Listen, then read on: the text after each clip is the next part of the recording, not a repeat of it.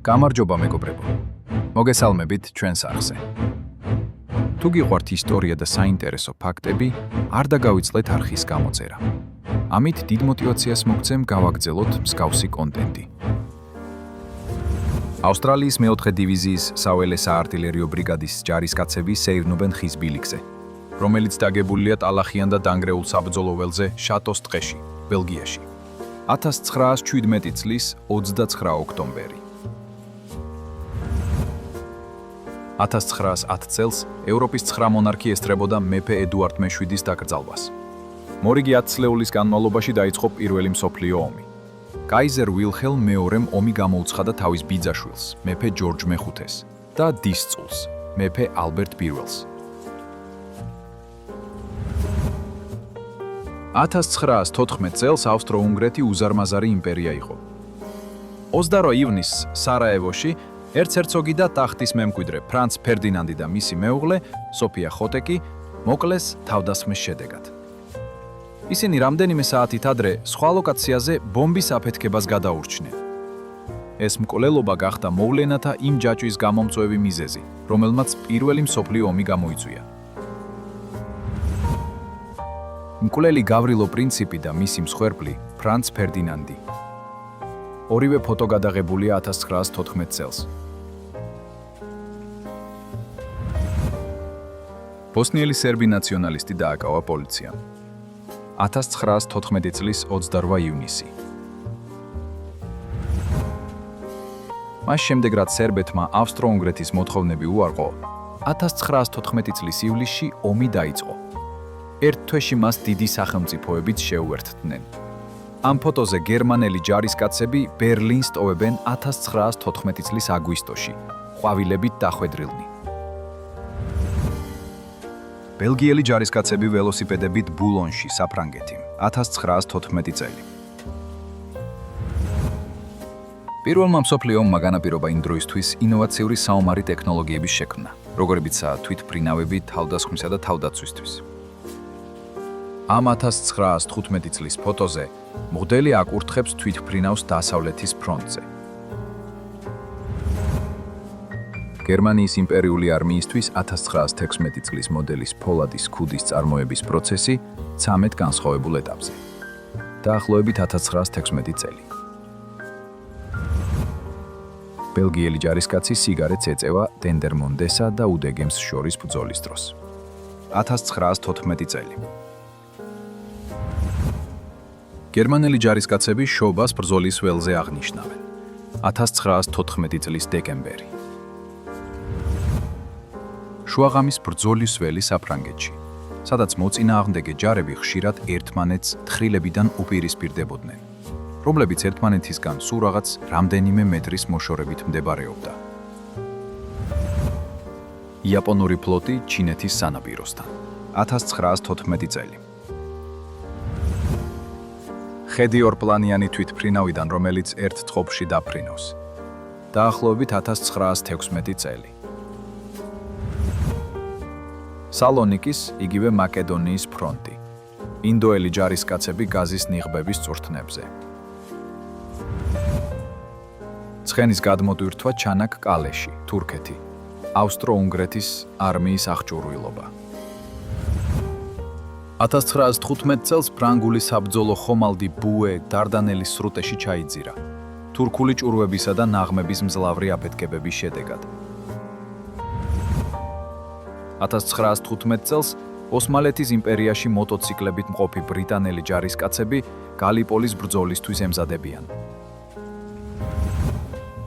ბატონ დიუმა რეალიეს ძაღლი, რომელიც გერმანელი ჯარისკაცის ფორმაში იყო გამოწყობილი, 1915 წელი.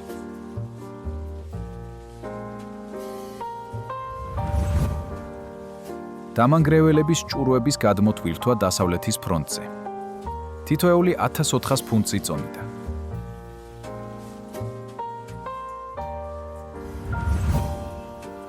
მოტოციკლის დისპეტჩერი ათვალიერებს საფლავის ქვას წარწერით.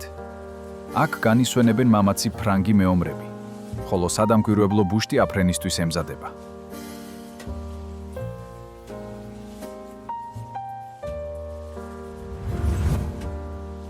დიდი ბრიტანეთის ჯარისკაცები ფრონტზე მიდიან 1916 წელი. ბრიტანული არტილერია დასავლეთ ფრონტზე გერმანიის პოზიციებს ბომბავს.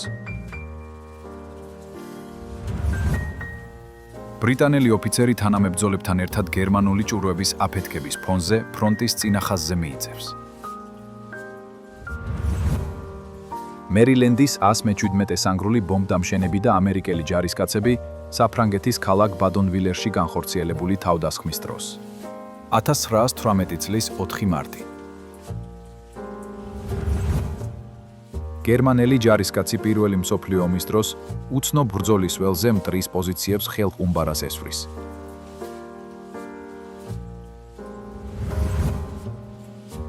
ფრანგი ჯარისკაცები, რომელთაგან რამდენიმე დაჭრილია. კურსელის აღებისას უაზის დეპარტამენტი, საფრანგეთი 1918 წლის ივნისი.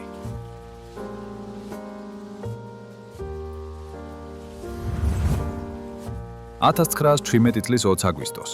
საკაცით მტვირთავი პატრული მუხლამდე ტალახში იბრძვის ფლანდრიაში, ბოლსინგეს მახლობლად, ბრიტანელების შეტევის დროს. გერმანელი ჯარისკაცები ცეცხლმტყორცნით ცურთნას გადიან. 1917 წელი. კანდორი, უაიზი, საფრანგეთი. ჯარისკაცები და ძაღლი დანგრეული სახლის წინ.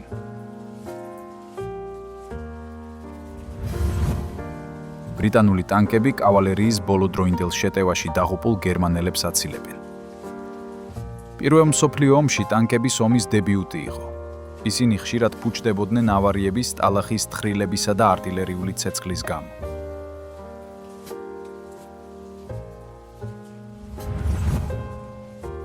გერმანული A7V ტანკები რეიმსის მახლობლად მდებარე სოფელში გადადიან. დასავლეთის ფრონტი 1918 წელი. 1917 წელს ოსმალეთის თურქეთის ტყვიამფრქვევების კორპუსი სინაისა და პალესტინის კამპანიის დროს ღაზის ხაზთან ბრიტანულ ჯარებს ებრძოდა, რომელთა მიზანი სუეცის არხის, სინაის ნახევარკუნძულისა და პალესტინის კონტროლი იყო.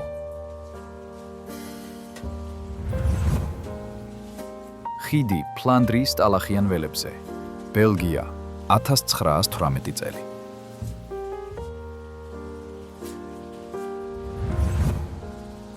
დასავლეთ ფრონტის ჯოჯოხეთური ლანდშაფტის 1917 წლის საჰაერო ხედი, რომელზეც ჩანს ნაღმტყორცნების არტილერიისა და ნაღმების მიერ დატოვებული თხრილები ბორცვზე, სენტ-მიჰელის სექტორთან ახლოს. დასავლეთის ფრონტზე მოკავშირე ჯარისკაცების ფერადი ფოტოსურათი, გადაღებული პეჯეტის პროცესის გამოყენებით, რომელიც ადრეული ფერადი ფოტოგრაფიის ტექნიკა იყო. 1918 წლის ივნისში გერმანული საბრძოლო კოლონა, რომელიც გაზის ნიღბებით შეიარაღებული მამაკაცებისა და ცხენებისგან შედგებოდა, გაზით დაბინძურებულ ტყეს კვეთენ. 1917 წლის სექტემბერში გერმანელი ჯარისკაცები ფლანდრიაში გაზის თავდასხმისას გაიქცნენ. ქიმიური იარაღი, მათ შორის მდოგვის გაზი და ქლორი, პირველი მსოფლიო ომის არმიებმა თავიდანვე გამოიყენეს. გერმანული წითელი ჯვრის წევრები, რომლებიც ხელში სითხით სავსე ბოთლს ატარებდნენ, რათა გაზის მოწამვლის შედეგად გონება წასულები გამოეფხიზლებინათ.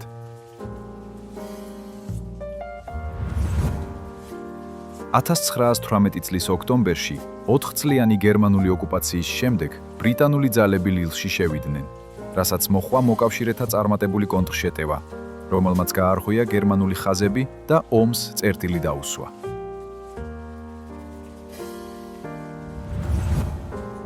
ამერიკის ფლოტის ჯავშნოსანი გემი USS ნებრასკა, ნორფოლი, ვირჯინია, დაფარული კამოფლაჟით, რომელიც შექმნილია მტრის დაბნევისთვის, გემის მანძილის, მიმართულებისა და სიჩქარის დასაფარად.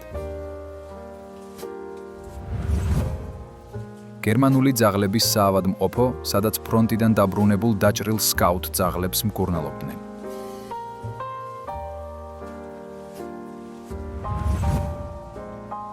1918 წლის 7 ივნისს ამერიკის არმიის ეიასეული მე-9 ტყვიამფრქვევის ბატალიონი საფრანგეთში შატოტიერის რკინიგზის სახელოსნოში ტყვიამფრქვევს იყენებს.